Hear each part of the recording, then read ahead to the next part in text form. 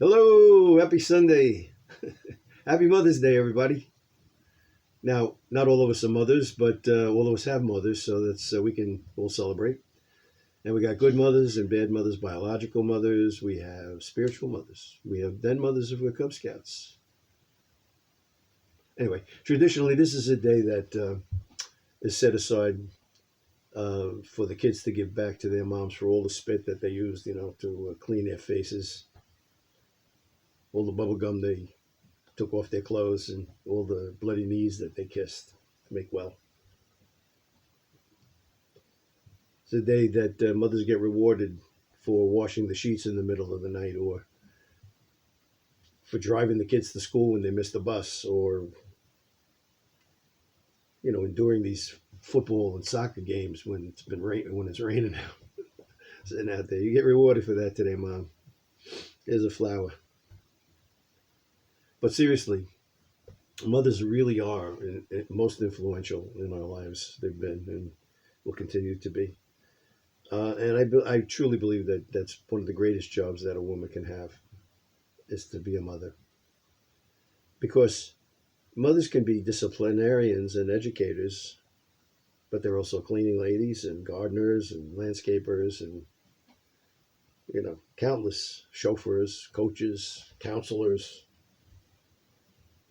They're peacemakers, they're nurses, they're developers of personality and molders of attitude.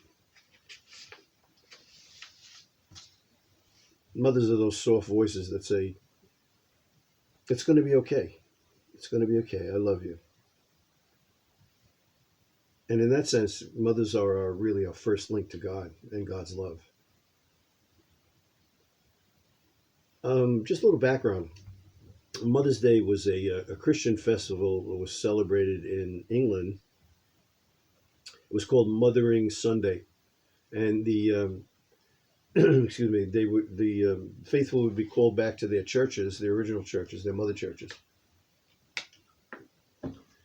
to celebrate their salvation. And then in the United States, around the Civil War time, these two women, Ann Jarvis and Julia Howe, they Ann Jarvis started this Mother's Day work clubs, and specifically it was to teach young women how to take care of their kids, even though she didn't really have children of her own. But she started these clubs, and they sprang up all over the country, and it was good. And the clubs actually became unifying forces, after and during the war, the Civil War. Because what would happen is, especially after the war, they would bring the Union soldiers and the Confederate soldiers with their moms together, and have these talks and just have reconciliation, try to just calm everybody down, That lapsed into Mother's Friendship Day. And that's what that was called, this reconciliation. It was called Mother's Friendship Day. And then finally, I have to apologize for the coughing. I've recorded this 3 times already, so you're going to have to bear with me. In 1914, the president at the time, Woodrow Wilson, declared it second Sunday in May to be officially Mother's Day. And from there, we have what we have today. But keeping in the spirit of this influence, mother's influence,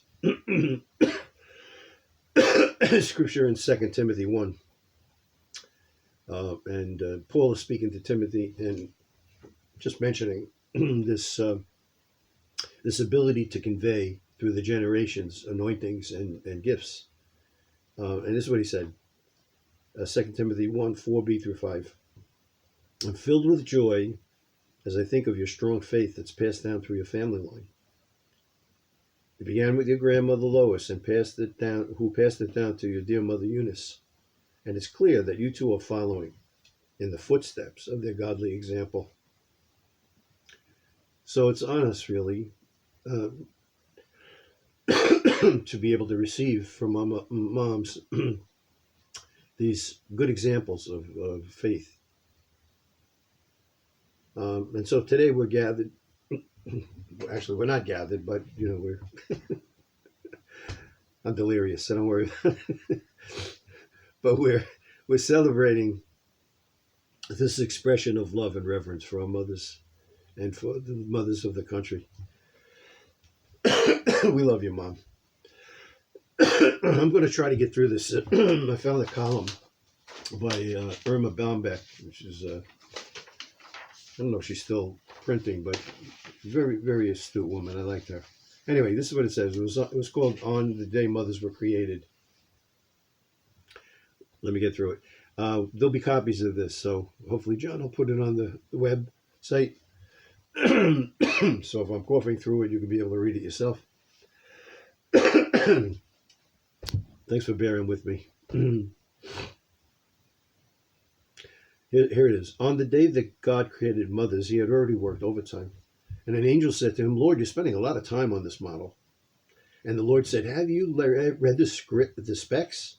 She is completely washable, but not plastic. She's to have 180 moving parts, all of them replaceable. She's to have a kiss that will heal everything from a broken leg to a broken heart. She's to have a lap that disappears whenever she stands up. And she's able to function only on black coffee and leftovers. And she's supposed to have 6 pairs of hands. 6 pairs of hands, the angel said. That's impossible.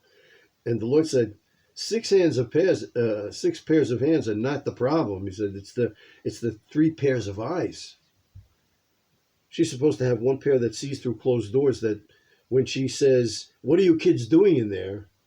She already knows what they're doing. And she's to have a pair on the back of her head so that she can see things that she's not supposed to see. And then one right in the front, a pair right in the front that can communicate love and understanding without saying a word. That's too much, said the angel. You can't put that much into one model. Why don't you rest for a while and then start your recreation again tomorrow? No, I can't, said the Lord. I'm close to creating someone very much like myself. I already come up with a model that can heal herself when she's sick, and who can feed a family of 6 with 1 pound of hamburger, and who can persuade a 9-year-old to take a shower. Then the angel looked at the model more closely and said, she's too soft. Oh, no, said the Lord, she's tough. You'd be surprised how much this mother can do.